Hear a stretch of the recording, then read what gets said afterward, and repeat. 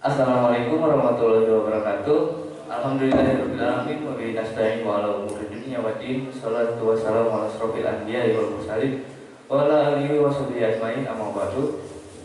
Selamat pagi. Apa kabar teman-teman di pagi yang cerah ini? Saya harap semuanya sudah siap ya untuk membahas materi yang sangat luar biasa dan menarik sekali, yakni fikih puasa. Sebelumnya perkenalkan, nama saya Anugrah Trihandika. Dan kita akan membahas materi ini dari pembicara yang sangat luar biasa, yakni guru kita Ibu Maryani SPDI. Untuk kesempatan penyampaian materi, saya akan persilahkan kepada Ibu Maryani SPDI. Teman-teman, beliau merupakan lulusan SD Mekarjaya, MTSN 2 Cirebon, MAN 1 Cirebon, UIN Sunan Kalijaga Yogyakarta, S1 Kependidikan Islam, dan IAIN Syekh Nurjati Cirebon pasca sarjana semester 4 Pendidikan Agama Islam. Beliau juga memiliki pengalaman pekerjaan di SMPN 1 Pleret, Bantul, Yogyakarta sebagai guru PAI, CV Data Kreasi Yogyakarta sebagai editor, Bank BTPN Syariah Sumedang sebagai pembina sentra, SDN Kerandon Talun sebagai guru PAI, MTS Pembangunan Mandi Rancan sebagai guru akidah akhlak, dan sekarang di SMA Negeri 1 Mandi Rancan sebagai guru PAI. Kalau begitu, langsung saja saya persilakan kepada Ibu Maryani SPDI untuk menyampaikan materinya. Assalamualaikum warahmatullahi wabarakatuh. Sebelumnya Ibu sampaikan banyak terima kasih kepada teman di sini, yaitu selaku moderator yang sudah memberikan kesempatan kepada Ibu untuk bisa mengisi dalam kajian ini ya. Yang pertama-tama wajib kita ucapkan bersama yaitu puji syukur kita kehadirat Allah Subhanahu wa Ta'ala yang telah memberikan kita kenikmatan Islam, iman, dan kesehatan ya, sehingga kita bisa bertemu pada hari ini, pada ruang ini. Semoga Allah memberkahi, amin. Kemudian salawat serta salam selanjutnya Ibu ucapkan kepada Nabi Muhammad SAW, tuntunan kita semuanya sampai akhir zaman. Bismillahirrahmanirrahim. Asyhadu an la ilaha illallah wa asyhadu anna Muhammadar Rasulullah. Allahumma sholli ala sayyidina Muhammad wa ala ali sayyidina Muhammad.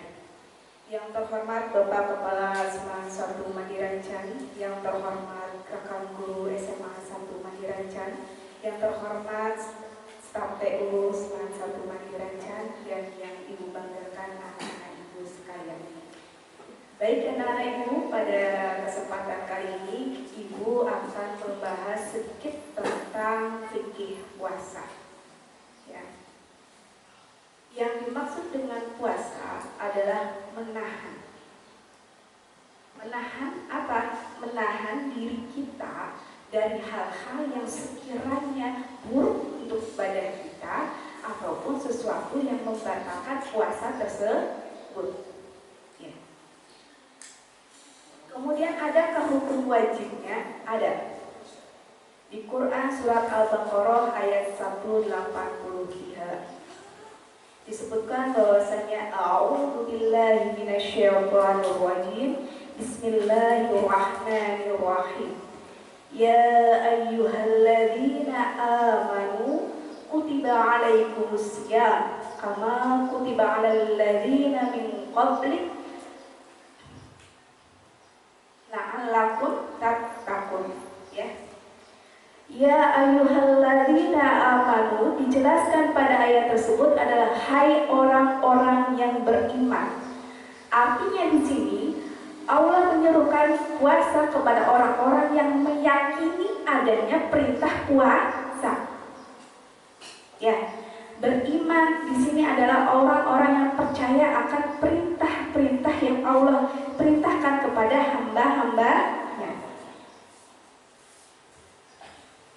Kemudian diwajibkan atas kamu berpuasa sebagaimana orang-orang sebelum kamu. Artinya ini adalah seruan yang penting. Sehingga Allah di situ sampaikan bahwasanya kewajiban ini pun telah disampaikan kepada orang-orang sebelum kamu. Ya, paham sampai situ? Di sini secara garis besar artinya puasa di bulan Ramadan adalah wajib. Maka kita kenali dulu hakikat kewajiban ini, kewajiban daripada melaksanakan puasa Ramadan ini. Kalau kita sendiri tidak meyakini adalah ini sesuatu yang wajib, maka kita bisa saja menjadi manusia-manusia yang mengabaikannya. Kalian tahu bahwasanya yang dimaksud dengan wajib adalah harus. Maka ketika tidak dilaksanakan, kamu memiliki hutang. Ya. Nah, maka jalanilah puasa itu berapa hari? 29 sampai 30 hari selama bulan Ramadan. Oke. Kemudian selain itu, Nabi SAW pun menyebutkan bahwasanya Banir Islamu ala khamsah. Sesungguhnya Islam dibangun atas 5 perkara. Asyhadu an la ilaha illallah wa asyhadu anna Muhammadar Rasulullah.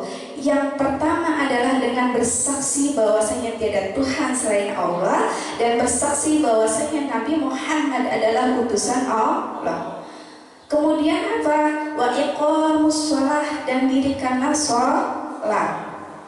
Wa itaiz zakah, dan tunaikanlah zakat. Wa shaumu ramadhana, dan berpuasalah di bulan Ramadan. Wal hajjil baitillahil haram, dan pergilah berhaji ke Baitul Haram. Ya.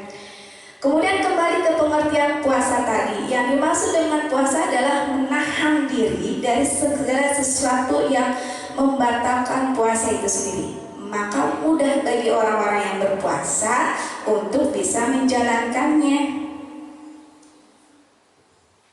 Orang yang berpuasa, tapi kalau misalkan dia tidak paham hal-hal yang membatalkannya, dia kebingungan. Nah, bisa aja dia puasa, tapi kemudian dia sengaja muntah.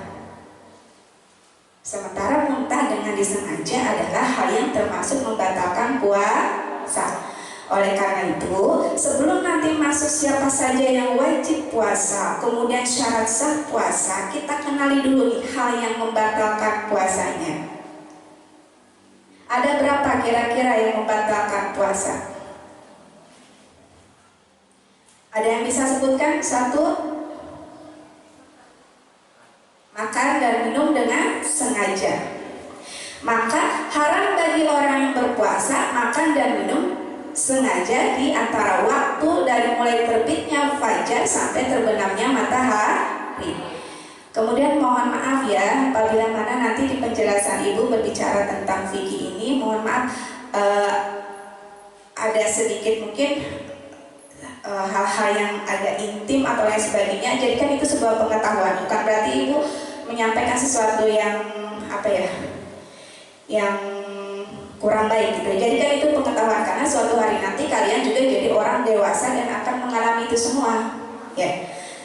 Nah, kemudian yang kedua, setelah makan dan minum yang disengaja, yang kedua adalah mohon maaf memasukkan sesuatu ke 5 lubang utama. Apa saja? Mulut, ya. Kemudian kuping, kemudian hidung, kemudian mohon maaf dubur dan dubul kamu. Paham gak dubur itu yang mana? Dubur itu yang di belakang, ya. Kalau dubur yang di depan. Memasukkan sesuatu, ini perlu dibahas. Yang pertama itu dari mulut. Maka kamu tidak boleh tadi disebutkan memakan, meminum dengan sengaja. Karena apa? Memasukkan sesuatu ke dalam mulut. Pertanyaannya ibu sekalian, biar kalian paham, kalau kalian sekarang menelan ludah, itu termasuk membatalkan puasa atau tidak? Kenapa? Ada yang bisa jelaskan?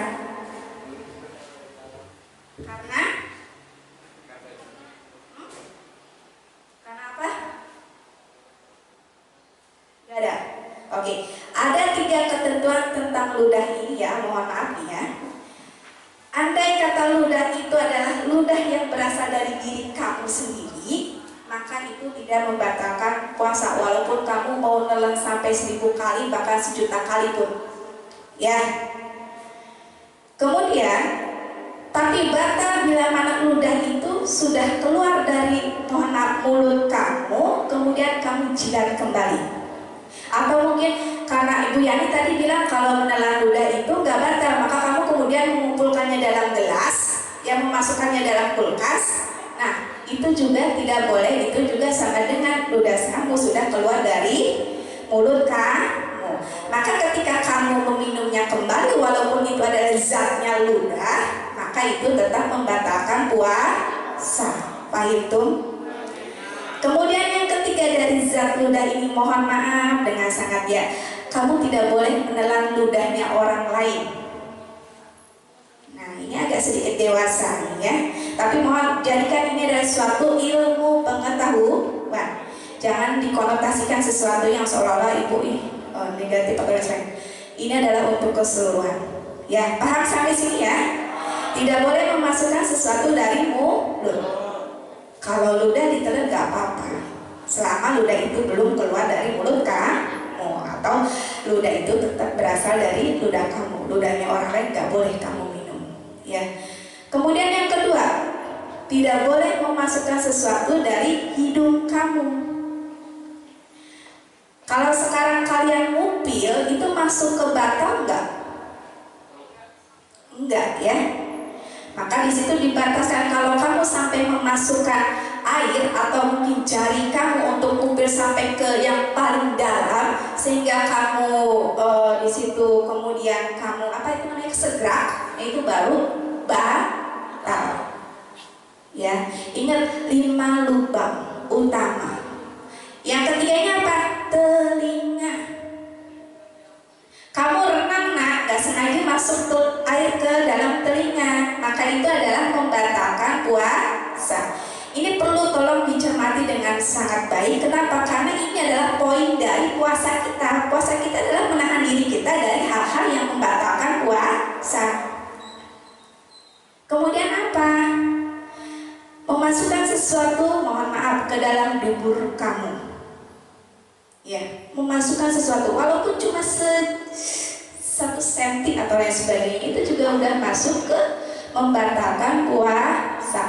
Mohon maaf, misalkan gini loh, kamu lagi diare, kemudian atau yang susah BAB-nya, kemudian kamu memasukkan obatnya.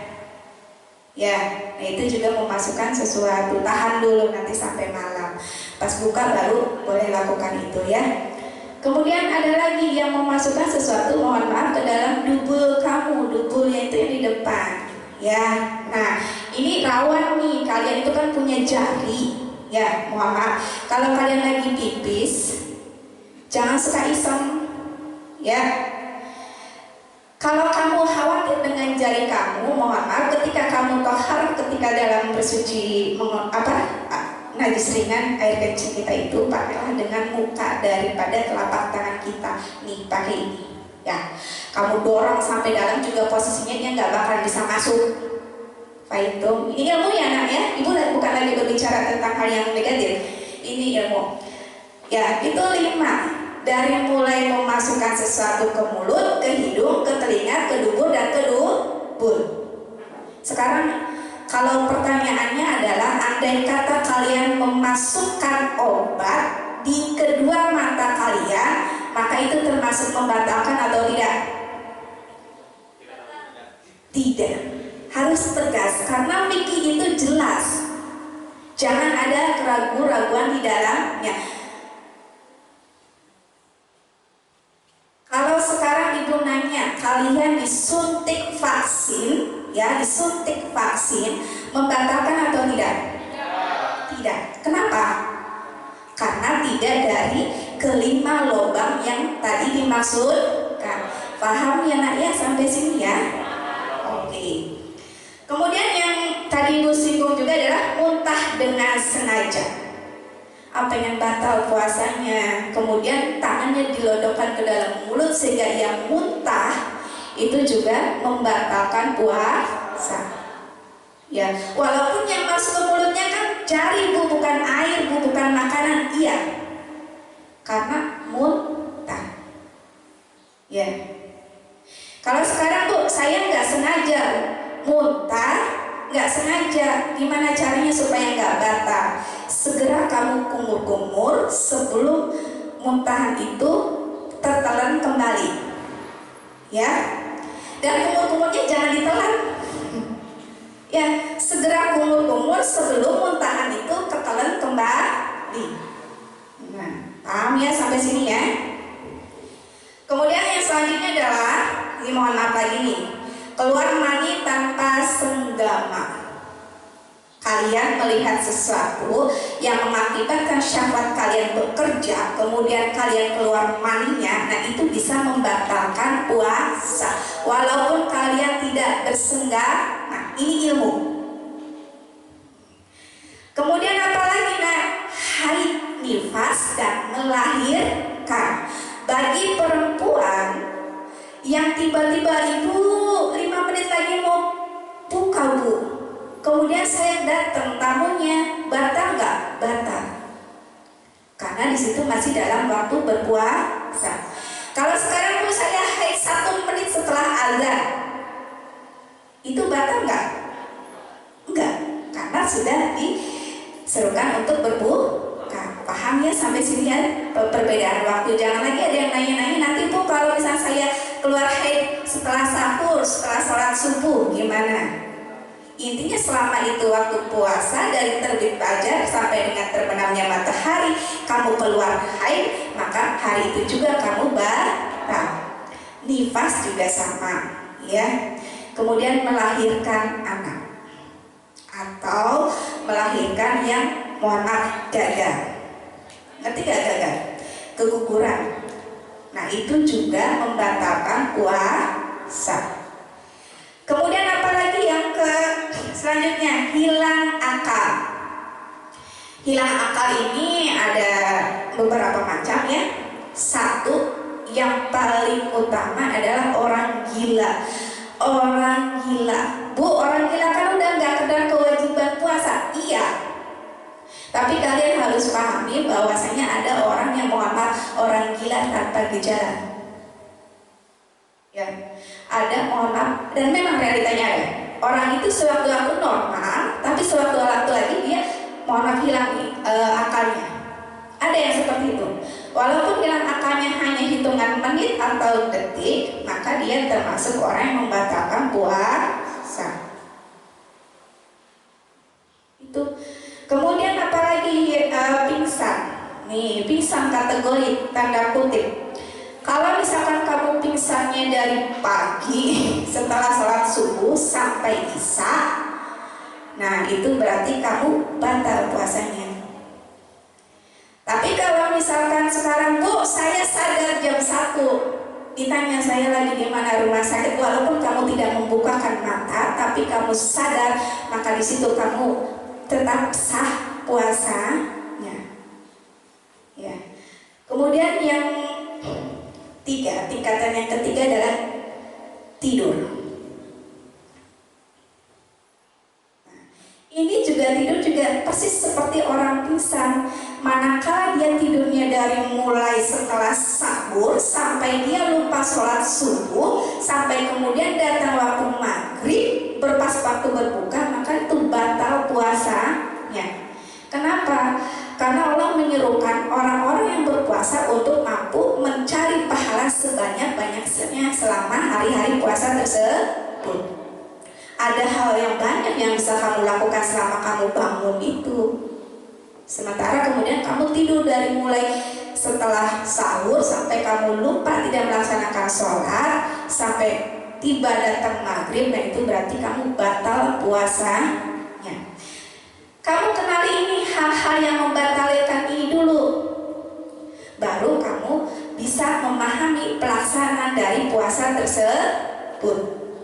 Ya, kalau kamu sudah tahu, oh ternyata yang membatalkan puasa itu tadi adalah memasukkan sesuatu ke 5 lubang. Berarti saya kalau selama puasa saya nggak boleh seperti ini nih. supaya puasa saya adalah puasa yang diterima, tidak batal. Kemudian tadi apa? Muntah dengan sengaja, berarti selama puasa ada kata saya muntahnya tidak sengaja, kemudian saya tidak menelan muntahnya, itu berarti tidak batal. Paham ya sampai sini ya? Nah, kemudian nanti dari yang membatalkan ini dekat dengan orang-orang yang boleh tidak berpuasa. Beda ya, orang hal-hal yang membatalkan dengan hal-hal yang membolehkan kita untuk berbuka puasa. Yang pertama, yang boleh berbuka puasa atau tidak meneruskan puasanya yang ibu tadi sebutkan, orang yang gila walau sesaat. Ketika dia sudah gila, ya, kemudian dia sadar lagi, itu boleh meneruskan buka puasanya, ya, sampai satu hari itu dia nggak puasa. Paham ya? Kemudian apa? Yang boleh berbuka puasa itu siapa? Anak-anak kecil yang belum diwajibkan untuk berpuasa. Ingat, syarat wajib puasa salah satunya adalah balik. Balik itu batas kewajiban kalian, batas penentuan kewajiban kalian. Kalau yang perempuan adalah mohon maaf setelah keluarnya haid, bagi laki-laki adalah setelah dia mengeluarkan mani, ya. Atau bu, saya usia 15 tahun tapi saya belum haid. Nah, saya yang laki-laki saya belum keluar mani, maka itu sudah masuk ke kategori balik. Usianya ada di batas 15 tahun. Kenapa? Karena biasanya di anak usia 15 tahun itu sudah mulai mengenal lawan jenisnya. Disitulah mulai ada tanda baliknya seseorang. Anak kecil ini boleh nak puasa? Boleh. Dapat pahala? Dapat. Tapi belum wajib. Maka kalau dia kemudian berbuka atau membatalkan puasanya di tengah hari, boleh. Ya. Jangan kemudian kamu bilang, ini percuma puasanya nggak diterima. Enggak, karena anak kecil itu belum wajib, tapi kita yang dewasa atau kita sebagai orang tuanya wajib memberikan pengarahan-pengarahan atau pembiasaan-pembiasaan kepada mereka. Kenapa? Agar terbiasa. Puasa ini 30 hari, nah kecil bagi orang-orang yang beriman. Kenapa? Di antara 12 bulan itu hanya diwajibkan 1 bulan, kecil. Tapi yang menikmati manisnya iman itu tidak semua orang bisa menikmatinya, bahkan menganggap kadang-kadang puasa itu sebagai suatu beban. Nah, makanya kenapa puasa itu harus dilatih dari mulai usia sedini mungkin. Gak apa-apa puasa, nanti jam 10 sahur, kemudian lanjut lagi puasa lagi, jam 1 sahur lagi ya. Terus seperti itu. Nanti kalau usia tambah tinggi, tambah dilamain puasanya, kemudian boleh pura-puranya sahur gitu ya. Seperti itu. Kemudian yang boleh berbuka puasa adalah orang yang sakit. Ini yang boleh ya, bukan yang membatalkan. Yang boleh berbuka puasa atau tidak meneruskan puasanya adalah orang yang sakit. Ini perlu untuk kemudian nanti dia mengkodoknya. Kenapa? Karena dikhawatirkan nanti ketika dia berpuasa dipaksakan, ada sesuatu yang justru lebih fatal. Dia boleh berbuka. Selanjutnya adalah mohon maaf orang tua lansia lanjut usia, ya ini boleh untuk tidak berpuasa atau tidak melanjutkan puasanya ketika di tengah hari dia tidak kuat. Ya. Kemudian siapa yang tadi ibu sebutkan, orang yang haid, nifas dan melahirkan atau yang menyusui. Kemudian orang yang boleh berbuka atau membatalkan puasa adalah orang-orang musafir atau dalam perjalanan. Nah, itu boleh membuka puasanya di pertengahan hari atau mungkin dengan sengaja tidak berpuasa. Kenapa? Dengan prediksi perjalanan yang begitu jauh. Di kesepakatan para ulama menentukan bahwasanya perjalanan musafir dikatakan musafir apabila jaraknya sudah menempuh 84 km atau 83,5 km. Kamu mau berangkat ke Jogja hari ini. Nah, itu kamu tentukan sendiri. Kalau kamu mampu, puasakan. Ya. Kalau kamu sekiranya tidak mampu, tidak apa-apa puasa, tidak puasa, tapi nanti wajib mengqadha. Ya. Karena puasa Ramadan ini wajib dilaksanakan. Yang namanya wajib itu tunai, harus dilaksanakan hari itu juga. Kalau tidak ditunaikan jadinya hutang. Maka ketika jadi hutang harus dibayar. Ya. Oke. Untuk ketentuan musafir juga ditentukan dari beberapa 3 kategori, yaitu para musafir yang boleh membatalkan puasanya apabila dia yakin dalam perjalanannya dia tidak sanggup untuk meneruskan puasa dalam 1 hari itu. Tapi sekarang kalau misalkan dia merasa biasa saja, maka dikembalikan kepada si musafir tersebut. Tapi boleh untuk tidak berpuasa, dengan catatan harus kuat. Kemudian apa? Puasanya dirasa tidak memberatkan. Nah, ini boleh untuk berpuasa musafir ya. Jangan kemudian nanti kalian beranggapan, Bu, saya mau ke Jogja, mau ke Bali, itu kan lebih dari 84 km. Badan saya sehat, Bu, tapi saya kan musafir, berarti saya boleh nggak puasa ya, Bu? Itu kembali kepada diri kalian. Ya. Yang punya badan kalian itu kalian, yang tahu kesehatan badan itu kaliannya. Kalau kalian yakin mampu melaksanakannya, laksanakan. Tapi ada keringanan hukum di situ. Boleh untuk tidak berpuasa. Paham sampai sini ya? Sudah mengenal sesuatu yang membatalkan puasanya dan sesuatu yang boleh untuk tidak berpuasa. Setelah itu masuk ke rukun puasanya. Rukun puasa ada yang menyebutkan cuma 1, yaitu adanya di niat saja. Tapi ada juga ulama yang menyebutkan 2, niat dan menahan diri dari hal-hal yang membatalkan puasa itu sendiri. Sekarang masalah niat, tolong ya kalian jadi orang-orang yang tidak terlalu rumit dalam permasalahan niat. Bu, Ramadana hadihi sanata apa Ramadani hadihi sanati? Itu ilmu kebahasaan ya. Inti hakikat daripada niat adalah yang terselip dalam hati kita. Bu harus pakai bahasa Arab, Bu. Nawaitu somagoli, mangga, itu sempurnanya. Tapi andai kata kamu, Bu, sekarang sayanya nggak bisa bahasa Arabnya, pakai dengan bahasa Indonesia, tidak apa-apa. Karena kembali kepada hakikat niat. Di situ tidak ada harus diucapkan dengan lafaz bahasa Arab. Ya, jadi di hati itu sudah termasuk ke niat. Kemudian itu tadi tegaskan jangan mempermasalahkan hadis sanati Ramadhani hadis sanati apa Ramadhana hadis sanati. Itu semuanya sah, kembali kepada niat. Kalau kalian putar-putar di situ ribet.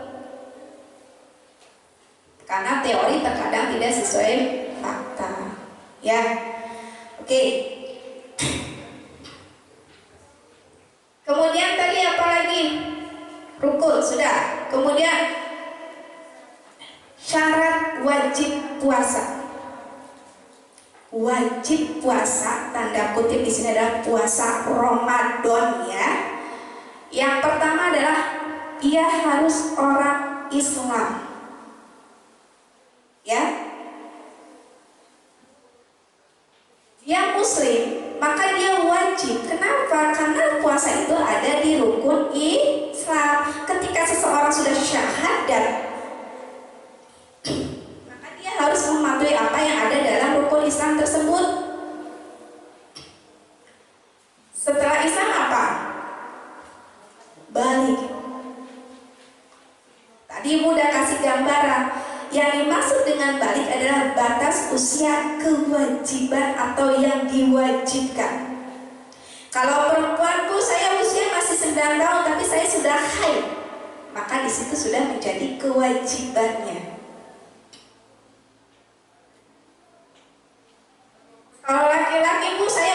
10 tahun tapi saya sudah mimpi basah, maka di situ sudah menjadi kewajibannya.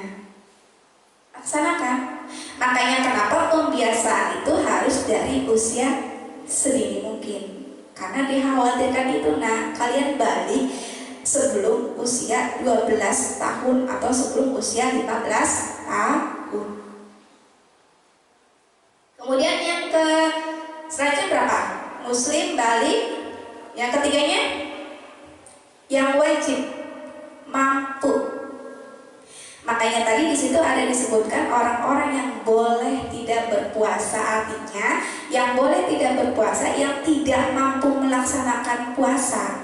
Ya, maka puasa ini wajib bagi orang-orang yang mampu. Paham ya? Selanjutnya,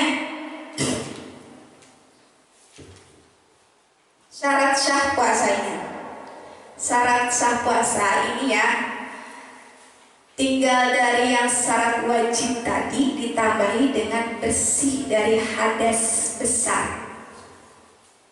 Kalau perempuan berarti bersih dari haid, ya, telah suci dari haid, atau mungkin kalau kalian sudah dewasa bersih dari jima atau bersenggah. Ya. Kemudian apa syarat sah puasanya? Dia tahu waktu diperbolehkannya puasa. Sahnya seseorang berpuasa itu manakala dia melaksanakan puasa dari mulai terbitnya matahari sampai terbenamnya matahari. Mohon maaf, terbitnya fajar, karena fajar dengan matahari ada yang mengatakan berbeda ya. Kalau fajar itu adalah garis utama yang menentukan waktu pagi hari, sementara matahari adalah fajar ketiga. Sampai sini ada yang bertanyakan nggak nih? Kita sudah berarti secara nggak langsung sudah menerangkan tentang pengertian rukun, syarat syah, syarat wajib berpuasa. Kemudian hal-hal yang membatalkan puasa dan orang-orang yang boleh untuk tidak berpuasa. Ada yang bertanyakan?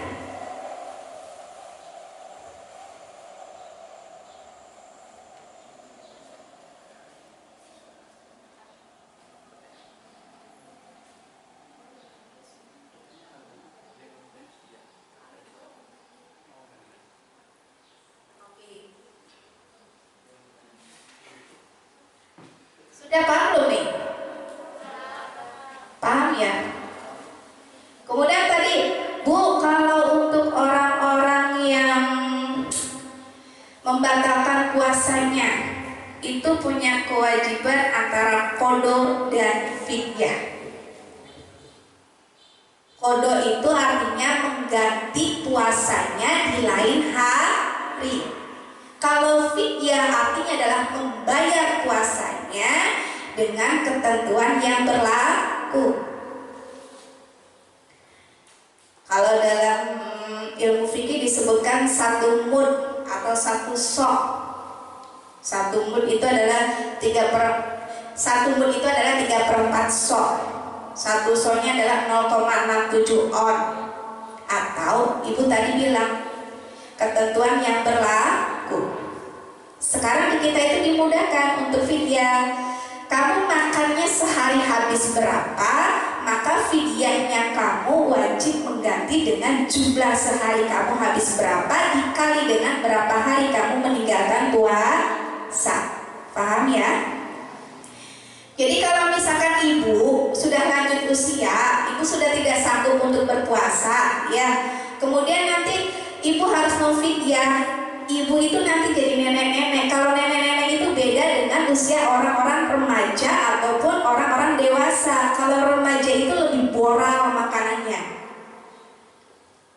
Kodok donat habis berapa? 60.000. Kemudian di GCO tiap hari 90.000. Totalin aja pengeluaran kamu satu hari itu berapa? Bu, berarti karena saya adalah orang konglomerat, sehari habis 500.000 Bu untuk makan saya. Maka keluarkanlah satu hari yang kamu tidak lakukan puasanya sebesar fidyahnya adalah 500.000. Tapi kalau misalkan ya ibunya adalah orang-orang yang termasuk lansia, kemudian mohon maaf mungkin termasuk kategori miskin, untuk makan aja susah, biasanya kalau udah nenek-nenek itu kan makan juga mulai berkurang ya. Paling pagi sarapan makanan ringan habis cuma 5.000. Siang makan dengan sayur asem misalnya habis cuma 5.000. Atau sore makan dengan apalagi habis 5.000. Sehari ibu cuma habis 15.000 untuk makan ibu pribadi, maka sehari puasa ibu yang ibu tinggalkan adalah fidyahnya adalah 15.000 dikali berapa hari ibu meninggalkan puasa. Paham ya nak sampai sini?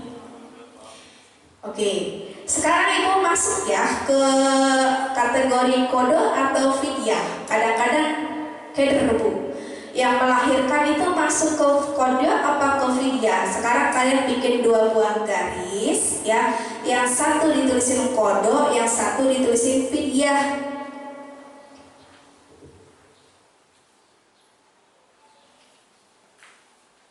Nah, biar enak nanti, biar kamu ingat-ingatnya itu gampang.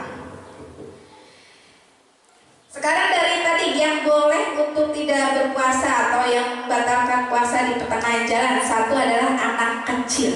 Waktu kamu kecil, kamu kan kadang-kadang gak puasa. Ibu nanya, itu kamu wajib kodo apa enggak?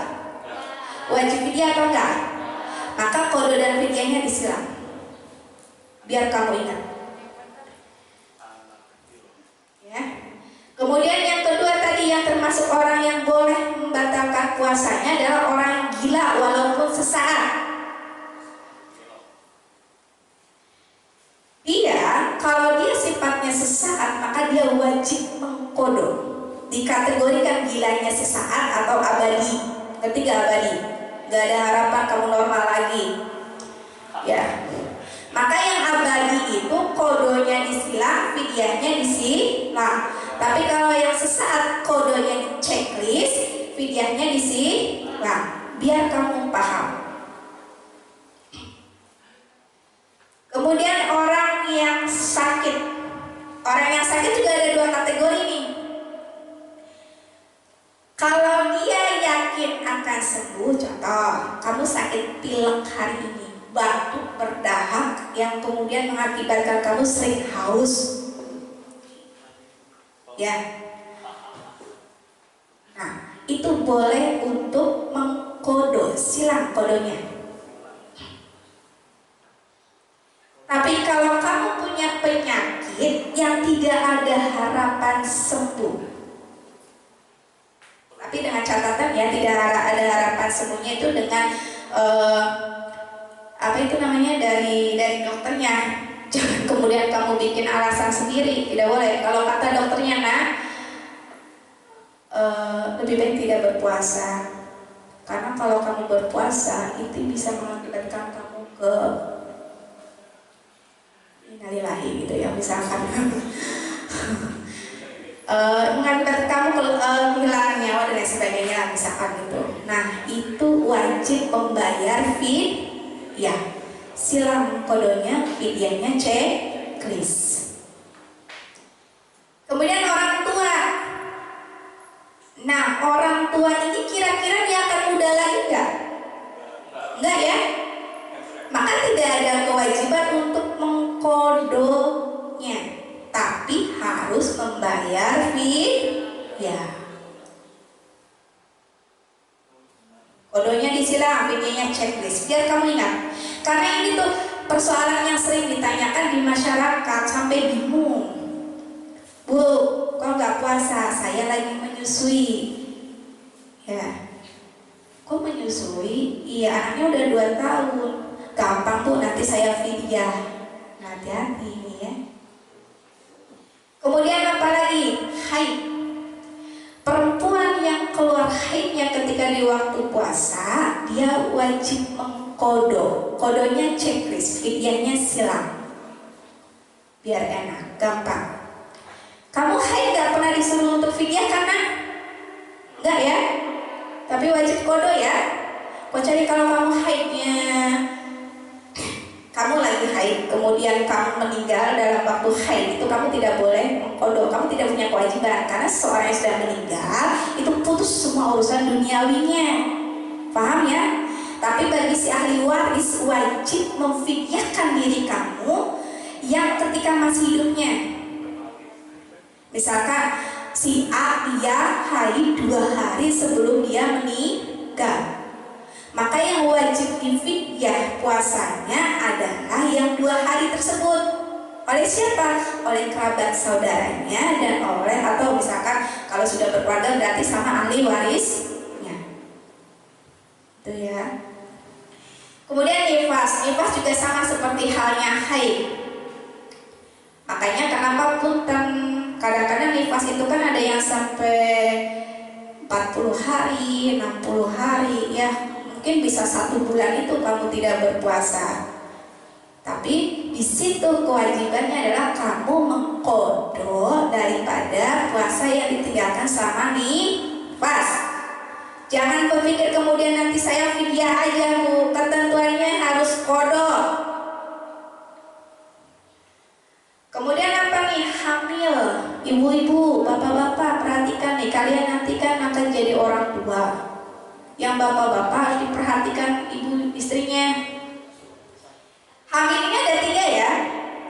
Kalau dia khawatir akan dirinya saja, misalkan gini nak, kamu lagi hamil, mengandung anak ya, kemudian kata bidan dinyatakan anaknya sehat kok Bu, tapi kamu khawatir sendiri, khawatir untuk badan kamu yang takut nanti kamu lemas ya, maka di situ kewajibannya adalah mengqadha, checklist kodenya, fidyahnya silakan.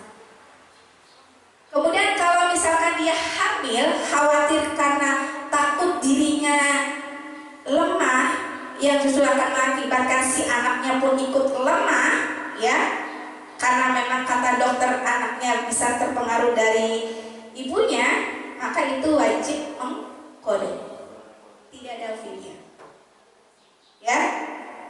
Tapi kalau sekarang khawatir akan janinnya saja, dianya kuat, kata ibu bidan, ibu kalau ibu menjalani puasa juga kuat nih, cuma adik ini dari perkiraan timbangannya tidak sesuai.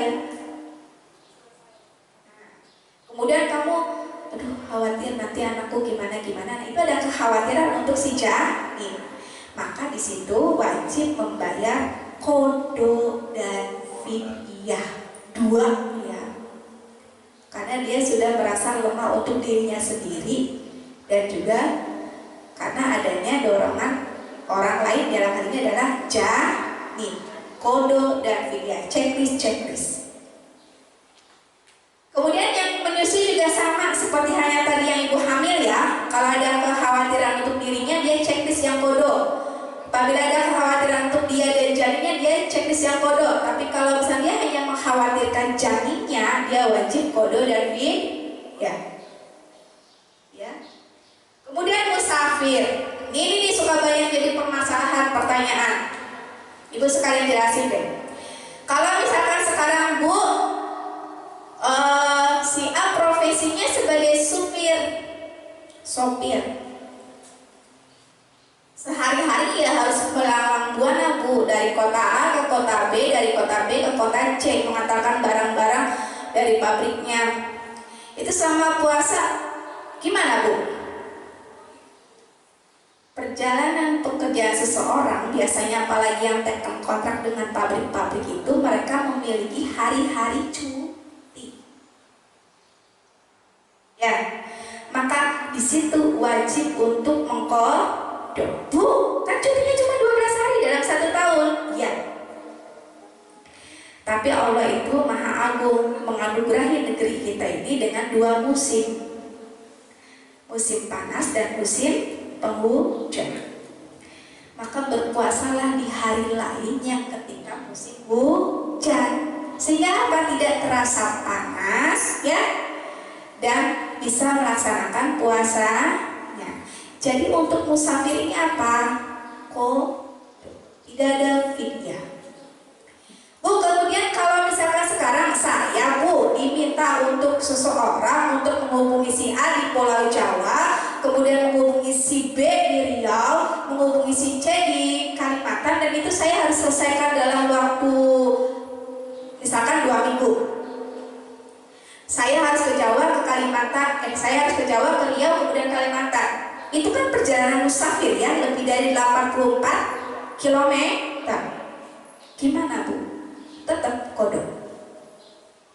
Karena musafirnya dia tidak akan sampai setahun 2 tahun kan? Ya. Tapi ada kemudahan. Bu, saya nyampe ke Pulau Jawanya tuh ya Bu ya 1 hari. Nah, terus kemudian saya setelah itu menginap dulu karena kelelahan ya. Kemudian saya meneruskan ke Riau-nya di hari ketiga. Itu masuk ke kategori musafir. Jadi di hari kedua itu kalau kamunya tadi kan berarti kamu bertempat tinggal di Jawanya 2 hari ya, karena meneruskan ke Riau-nya di hari selanjutnya ya. Nah itu boleh untuk tidak berpuasa, boleh. Tapi kembali ya ketentuan yang tadi boleh membatalkan puasa itu ya. Kalau kamu yakin melaksanakannya, laksanakan saja daripada nanti kamu mengganti di hari yang lain. Bu, kalau sekarang saya di Pulau Jawanya 1 minggu Bu, kemudian saya ke Riau-nya 1 minggu Bu, maka hitungan musafir kamu adalah hitungan dalam 1 perjalanan itu saja. Kenapa? Karena lebih dari 4 hari. Ya, paham sampai sini ya? Kalau sudah paham, Ibu minta kalian bisa menerima ini ya. Silakan untuk dirangkum, kemudian nanti bisa diserahkan ke panitia rangkumannya. Sekarang Ibu buka sesi tanya jawab. Terima kasih kepada Ibu Mariani yang telah menyampaikan materinya. Untuk selanjutnya di sini ada pertanyaan untuk Ibu Mariani mengenai puasa. Pertanyaan pertama mungkin untuk para siswa yang mungkin bisa disebut kaum diet. Nah, apakah boleh berniat puasa sekaligus diet, Bu? Emang ada ya niat diet? Nggak ada ya, biarkan itu menjadi hikmahnya lah. Bonusnya kamu. Ya, bonusnya kamu ketika menjalankan puasa dalam 1 hari itu 12 jam kira-kira di negeri kita itu, kemudian kamu menjaga pola makan, akhirnya kamu jadi diet, itu jadi bonus kamu. Tapi niatnya itu tetap niat puasa Ramadan. Oh ya, Ibu lupa, Ibu sampaikan. Niat puasa wajib dengan sunnah itu terletak pada waktu. Kalau puasa wajib, waktunya itu harus diinapkan, ngerti nggak inapkan? Harus dimalamkan. Boleh setelah buka puasa sampai sebelum sholat subuh. Itu harus kamu baca di waktu itu. Tapi kalau puasa sunnah itu boleh ketika waktu malam itu, atau mungkin gini, hari itu kamu sedang tidak bawa uang, kebetulan dari rumah belum makan, kemudian kamu saya puasa aja. Nah, itu boleh kalau sunnah. Ya, seperti itu.